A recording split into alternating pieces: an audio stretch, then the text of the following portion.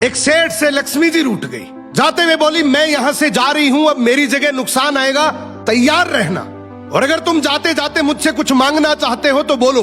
सेठ बहुत समझदार था, बड़ी विनम्रता से बोला, माता नुकसान आ रहा है तो आने दीजिए, बस मुझे आप एक वरदान दीजिए कि मेरे परिवार में हमेशा सुख शांति बनी रहे। लक्ष्मी जी मुस्कुराई, तथास्तु कहा और वहां से चली गई। अब उस सेठ की 4 बहुएं थी। कुछ दिनों बाद सबसे छोटी बहू खिचड़ी बना रही थी। उसने खिचड़ी में नमक डाला और अपने काम में व्यस्त हो गई। तभी दूसरी बहू आई और उसने खिचड़ी को बिना चखे ही और नमक डाल दिया और वो भी अपने काम में व्यस्त हो गई। ऐसे एक एक करते तीसरी और चौथी बाकी की 2 बहुएं भी आई, उन्होंने भी खिचड़ी को बिना चखे ही उसमें नमक डाल दिया।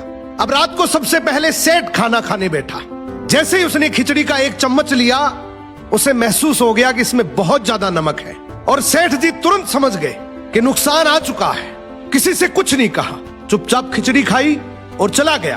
अब सेठ के बाद खाना खाने की बारी आई सबसे बड़े बेटे की। बेटे ने खिचड़ी का 1 निवाला लिया। उसने परिवार वालों से पूछा, पिताजी ने खाना खा लिया? उन्होंने कुछ कहा? तो बाकी सबने जवाब दिया, हाँ पिताजी ने तो खाना खा लिया, लेकिन किसी से कुछ नहीं कहा। तो बड़े बेटे ने भी चुपचाप खिचड़ी खाई और चला गया।